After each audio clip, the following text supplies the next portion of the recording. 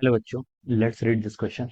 So this question says an ideal gas of molar mass capital M is contained in a very tall vertical cylindrical vessel in the uniform gravitational field in which the free fall acceleration equals g. Okay, free fall acceleration g दिया. Assuming that gas temperature to be the same and equal to T, find the height at which the center of gravity of the gas is located. Okay, हमें वो height बतानी जहां पर आपकी centre of gravity of the जो आपका vessel है वो आपकी क्या करेगी, लोकेट कर रही है. ओके, सो देखिए बच्चों, इस क्वेश्चन का की कॉन्सेप्ट आप क्या लिख सकते हैं. The key concept of this question, इस क्वेश्चन में हमें क्या गिवन है. देखिए, एक आइडियल गैस है जिसका मोलर मास कैपिटल एम है, वो एक किसी अपने very tall vertical cylindrical vessel में रखा हुआ है. ओके, जहां पर आपका यूनिफॉर्म ग्रेविटेशनल फील्ड एक्ट कर रहा है in which the free fall acceleration equal to g, जहां पर आपका यूनिफॉर्म ग्रेविटेशनल फील्ड में एग्जिस्ट कर रहा है, जहां पर फ्री फॉल एक्सेलरेशन आपका जी के इक्वल दिया है. एज्यूम करना है कि जो आपका टेम्परेचर है वो आपका कांस्टेंट रहेगा. Okay, T equal to T रहेगा. फाइंड द हाइट, जहां पर आपका क्या है, with the centre of the gravity जहां पर आपकी लोकेट कर रही है. ओके, हमें यहाँ पर ये हाइट बतानी है. ओके, तो देखिए अब यहाँ पर इसने बोला है कि यहाँ पर आपका देखिए ग्रेविटेशनल फील्ड कांस्टेंट है. ओके, और तो ग्रेविटेशनल फील्ड कांस्टेंट है तो आपका जो सेंटर ऑफ ग्रेविटी होगा, सेंटर ऑफ ग्रेविटी, इसका आप की कॉन्सेप्ट क्या लिख सकते हैं. देखिए, centre of gravity. Okay, we can write down the key concept of this question is centre of gravity. Okay, देखिए सेंटर ऑफ ग्रेविटी आपका वो पॉइंट होता है, centre of gravity is the point जहां पर हम बोलते हैं जब आपका ग्रेविटेशनल फील्ड क्या हो जाता है, आपका कांस्टेंट हो जाता है. ओके, जब आपका यूनिफॉर्म ग्रेविटेशनल फील्ड में जो आपका पॉइंट होता है जहां पर आपका सेंटर ऑफ मास लोकेट करता है, उसे हम क्या बोलते हैं, आपका सेंटर ऑफ ग्रेविटी बोलते हैं. ओके, जब आपका यूनिफॉर्म ग्रेविटेशनल फील्ड होगा तो जो आपका सेंटर ऑफ ग्रेविटी और जो सेंटर ऑफ मास है वो क्या करते हैं, एक पॉइंट पर लाई करते हैं, और आपका जो वेट है यानी कि जो आपका सेंटर ऑफ ग्रेविटी की वजह से जो फोर्स आ रहा है उसके कारण आपका कोई भी रोटेशनल इफेक्ट नहीं आता है. ओके, वो आपका क्या रहता है, रोटेशनल इक्विलिब्रियम की स्टेट पर रहता है. Okay, so this is about our centre of gravity. हमें बताना है कि find the height eight which the centre of gravity of the gas is located. Okay, हमें यहाँ पर हाइट बतानी है. Okay,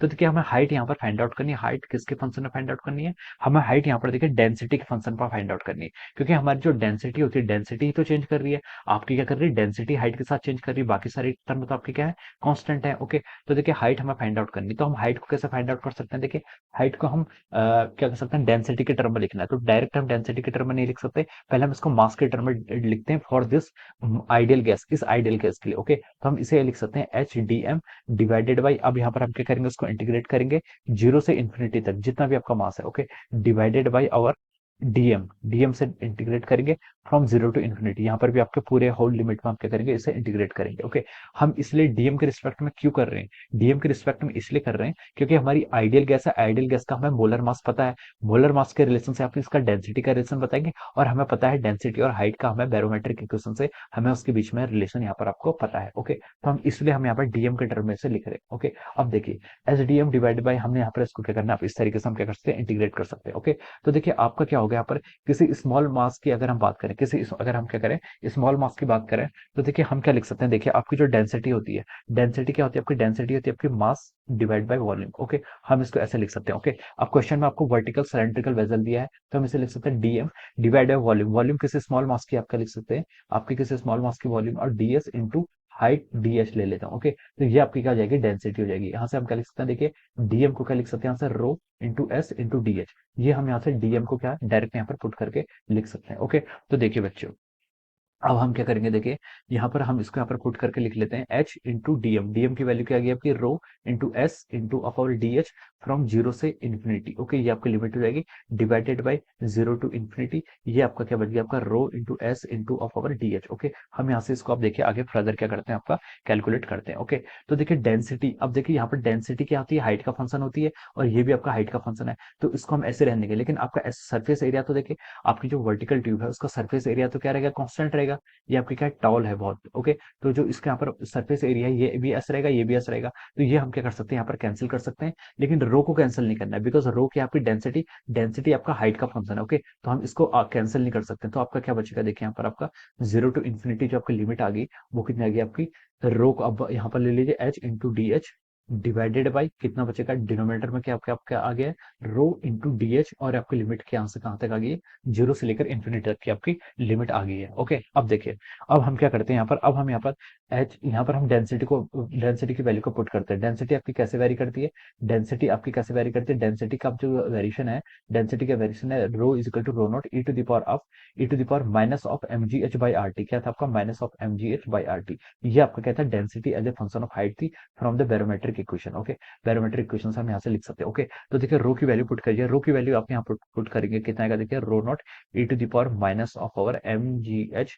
divided by are t into of our h into of our d h. Okay, ये ऐसा हो जाएगा from zero to infinity divided by क्या आएगा आपका, जीरो टू इन्फिनिटी, रो की वैल्यू अगेन पुट कर लीजिए कितनी, rho naught e to the power of our minus M G h by are t into of our d h. Okay, barometric question से हमने ऐसे लिख लिया। ओके, तो ये आपका आ गया। ओके, अब देखिए यहाँ से आपके रो नॉट से रो नॉट कैंसिल हो जाएगी। रो नॉट क्या है, रो नॉट आपकी डेंसिटी जब आपकी ग्राउंड पर। ओके, ग्राउंड की डेंसिटी आपकी क्या है, रो नॉट है। ओके, इसको आपने कैंसिल कर दिया तो हाइट, अब आपका हाइट कैलकुलेट यहाँ पर करनी है। ओके, तो यहाँ से आपका ये आपका फंक्शन हो जाएगा, जीरो से इन्फिनिटी लिख सकते हैं इसको।